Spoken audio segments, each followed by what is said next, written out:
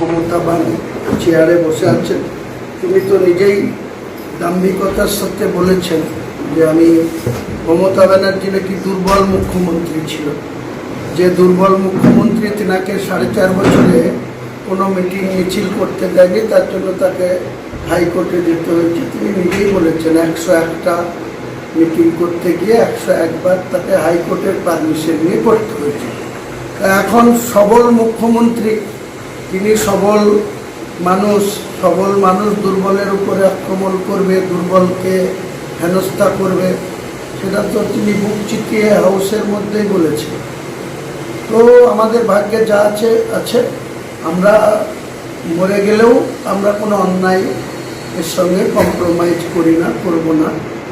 তার যেমন মুখ্যমন্ত্রী হয়ে তার যেমন বিজেপিকে শক্তিশালী করার এজেন্ডা থাকবে, আমরাও আমার পার্টির দুটো জায়গায় আমি জিতেছি। বিজেপিকে 59,000 ভোটে 70 রেজিনগরে হারিয়েছি, আর তৃণমূলকে 81,000 ভোটে হারিয়েছি।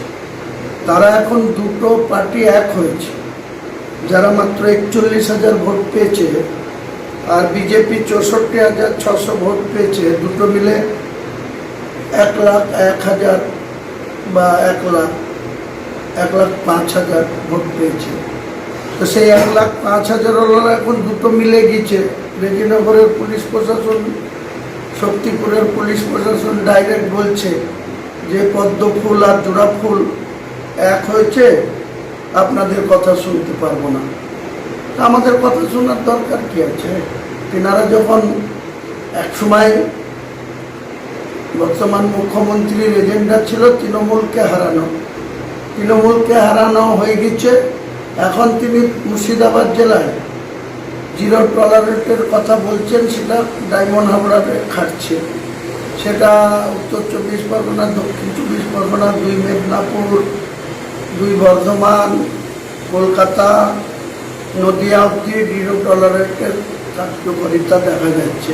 কিন্তু মুর্শিদাবাদে এসে আর জিরো টলারেট থাকছে না। এখানে যারা উশৃঙ্খল করতো, যারা পুলিশ নিয়ে ক্ষমতা দেখাতো, যারা লুট করতো, যারা মাটি কাটতো, শক্তিপুরের ওসি অতুল্য দাস ফেব্রুয়ারি মাস থেকে মার্চ মাস পুরো 2 মাসে মাটি কেটে একটা ওসি যে আইন শৃঙ্খলা দেখার যার ডিউটি, সেই আইন শৃঙ্খলা দেখার বাদ দিয়ে তিনি নির্বিচারে মাটি কেটে ট্রাক্টরে করে 70 লাখ টাকার মাটি বিক্রি করেছে। বেলারও জানে না, কোনো রয়্যালিটি জমা নাই। একটা ওসি বাগে ধান খেলে খাদাবে কে? এইরকম একটা মুখ্যমন্ত্রী পেয়েছি। তিনি শক্তিশালী মুখ্যমন্ত্রী, তিনার নেতৃত্বে তিনি পুলিশ মন্ত্রী, তিনার ওসিরা লোকে এইরকম জুলুম করবে লোকের উপরে। এবং যাকে আমাদের ধরেছে বহরমপুরে, তার শ্বশুরবাড়ি তালবাগান পাড়ায়, তার শ্বশুরবাড়ি থেকে তাকে ধরা হয়েছে, তাকে সেইখানে স্পটে মারা হয়েছে, তাকে বাপ তুলে গালিগালাজ করা হয়েছে, তাকে আমার নাম করে বলা হয়েছে যে হুমায়ুন কবির তোর বাপকে ডেকে লেয়, বোঝাপড়া করবো। এই তো ঔদ্ধত্য দেখাচ্ছে। মানুষ বিচার করবে, মানুষ তো শেষ কথা বলে গণতন্ত্রে। কোনো শক্তিশালী মুখ্যমন্ত্রী হলেই যে সংবিধানের যা খুশি, সংবিধানের শপথ নিয়ে তিনি যা খুশি তাই করতে পারেন বলে আমার জানা নেই। আর আমি যেটা বলেছিলাম সেটা আমি এই কারণেই প্রত্যাহার করছি না।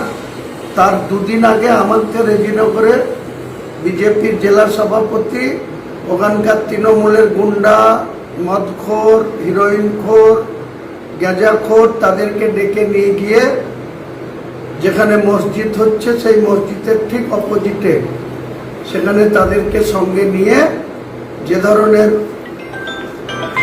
ঔদ্ধত্য আচরণ করেছে, যেভাবে আমাকে ব্যক্তি আক্রমণ করেছে, সেই কারণে আমার কাশীপুরের মিটিং থেকে এটা বলা। আমার এটা বলা ভুল হয়েছে, যে এটুকু আমি মানছি যে আমি মুসলমানদের নিয়ে নামবো বলেছি, তো মুসলমান নিয়ে বলাটা প্রত্যাহার করছি। কিন্তু আমি আম জনতা উন্নয়ন পার্টির 2 লক্ষর উপর ভোট পেয়েছি আমি একা, 2টো সিটে। আর আমার বেলডাঙ্গার প্রার্থী সেও 47,000 ভোট পেয়েছে, হরিয়ারপাড়ার প্রার্থী সেও 68,000 ভোট পেয়েছে। আগামী দিনে আমরা এমনি এমনি কারো দয়াতে এই ভোট পাইনি। রেজিনগর, নওদা, বেলডাঙ্গা, হরিয়ারপাড়ার মানুষের সমর্থনে আমাদের প্রার্থীরা বা আমরা দুটো সিটে জিতেছি, বাকিরা কেউ 5,000 কেউ 10,000 ভোটে হেরেছে। তো আগামী দিনে আমরা রাজনীতি করতে গিয়ে যদি আমাদেরকে দমন নীতি নিয়ে যদি যে তৃণমূলকে খারাপ বলছিল বিজেপি, সেই তৃণমূলকে মুর্শিদাবাদে এখন বকলমে এনডিএর হাত শক্তিশালী করতে আবু তাহের খান, খলিলুর রহমানরা আর ইউসুফ পাঠানরা বিজেপির কেন্দ্রীয় নেতৃত্বের বাড়ি গিয়ে মিটিং করছে, তা আমাকে সাপোর্ট দেবে? তাদের মুখ্যমন্ত্রী তো এখানে তাদেরকেই সাপোর্ট দেবে, তাদেরকেই সাপোর্ট দিচ্ছে। দেখ, আমরা আইনের মাধ্যমে, জুডিশিয়ালের মাধ্যমে আইনগতভাবে তার মোকাবেলা করব, লড়ব।